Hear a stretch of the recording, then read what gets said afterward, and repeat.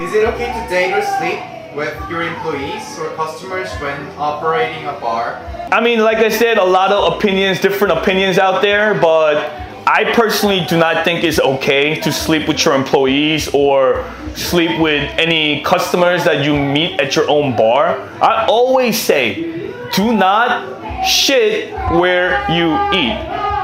I personally feel like you need to stay professional at your workplace and just focus on making sure that everybody is taken care of, everybody goes home happy, and then everybody can come back, because that's what we're here to do, Okay, so have you ever dated or sleep with anyone you met while working? I did in my earlier days. Like now I'm 35 right now. I don't look that way, right? But yeah, I'm 35.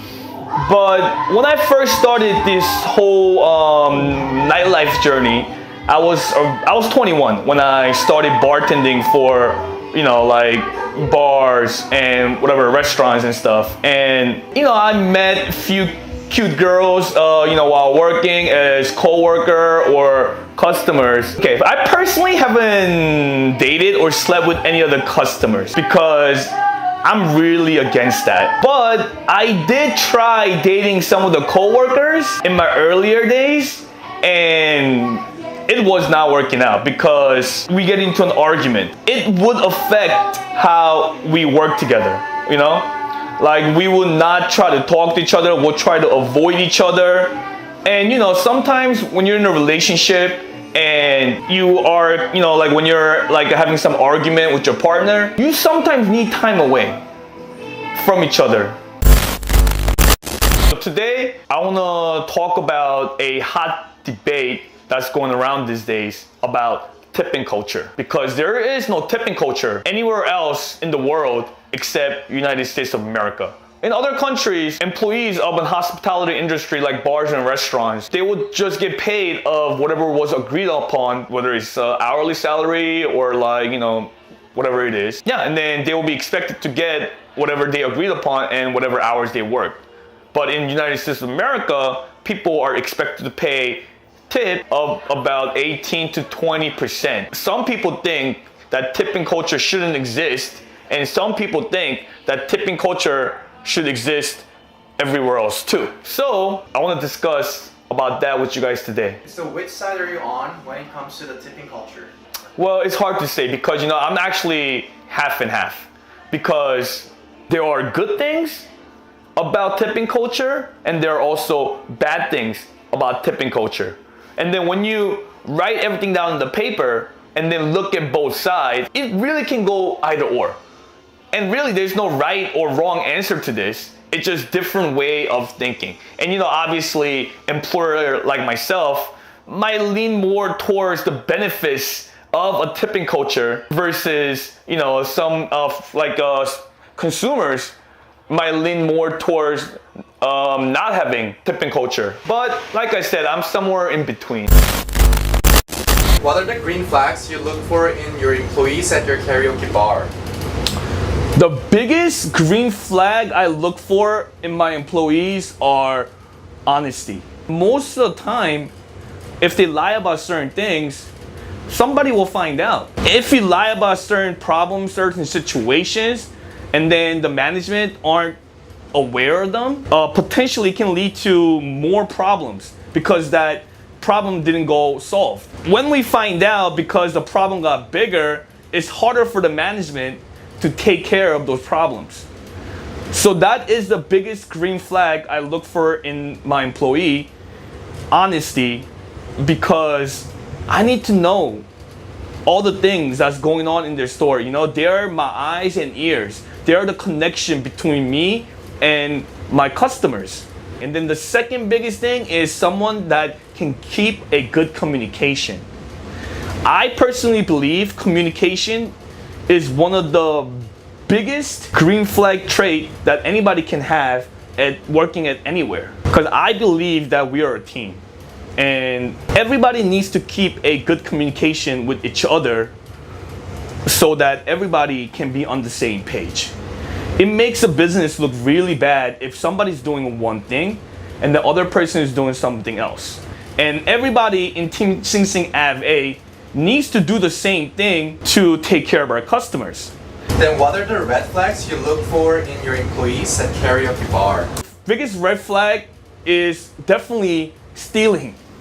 It's very tempting and easy to steal money from business. I have seen somebody that tried to take payment through Venmo. I have seen somebody that tried to take payment through Zelle.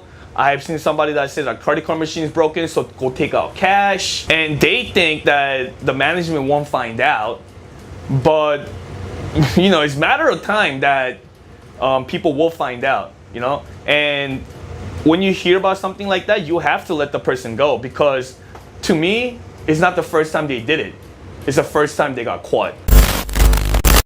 So today, I want to talk about some of the physical labors that us bar owners have to go through. A lot of people think it's all fun and games and a lot of drinking when it comes to owning a bar or managing a bar, but it's not. A lot of people would ask me, oh, it must be really fun.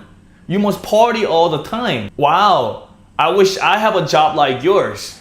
But no, it's not. What are some of the physical labors you had to do? To start off, I don't know if all the rest of the bar owner does this as well, but for me, I'm there from the construction part. So when you first sign a lease and then you draw up a floor plan of how you want the layouts to be, you know, you have to start doing construction before you open. If I know how everything was built and where everything is, even inside the wall, I think it will greatly help when you run a bar. I want to learn how to do this, I want to learn how to do that. So when I'm doing construction, in the beginning, before we open up the bar, yeah, like, you know, like I'm also, you know, going around, you know, like drilling, putting this on, putting that on. Like if I feel like something might be better over here, you know, I'm gonna move it. And because everything is better to do when they're actually building stuff. So I definitely like to be involved in that. Now, that's before you open up a bar. Now, after you open up a bar, there's gonna be a lot of tear and wears, a lot of drunk people in here. You know, people are gonna break walls sometimes. People, I don't know, break tables sometimes. People break TV sometimes. A lot of breaking happens, and all that happens very unexpectedly. Now, there's some jobs where I feel like I can do where I don't have to call a professional, because if you call a professional, it costs a lot of money. And that's the money I can save to put in my own pocket, right? That's also another reason why I will learn how to do some construction while a construction team is here in the beginning, so that I know how to fix certain stuff without calling a professional. What is your favorite thing about running a karaoke bar in East Village?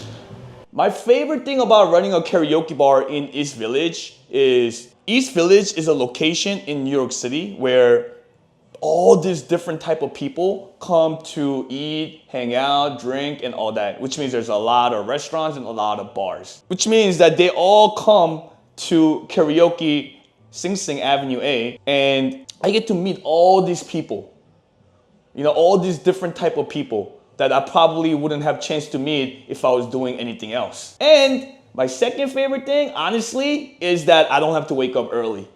I hate waking up early in the morning, and that is why I quit my corporate job when I was in corporate, because I had to wake up like every day at like 7 o'clock, and I was not gonna do that for another 30, 40 years until I retire, you know? Running a karaoke bar, I can wake up whenever I want, you know, like, and then I still have time before I need to do anything to, you know, enjoy my daylight. And then, yeah, I just do my thing whenever I want during the evening time. And I never have to wake up to an alarm, and that's really my favorite thing. And what makes you happy when you are running a karaoke bar? What makes me the most happy when I'm running a karaoke bar is seeing smile on people's faces. I started the karaoke bar business for other reasons too, but what made me really happy was seeing smile on people's faces with the services that I'm able to provide them. They spend their precious time on weekend, weekday, whenever it is, you know. They could be hanging out anywhere else, but they decide to come to my bar to do karaoke. Really, nothing makes me happy more than seeing smile on people's faces and when they leave happy. Because, really, I'm a happy person. And I believe everybody have the right to be happy. And really, I want to transfer the happiness from me and, my way of doing this business. And I want to transfer the happiness to my customers.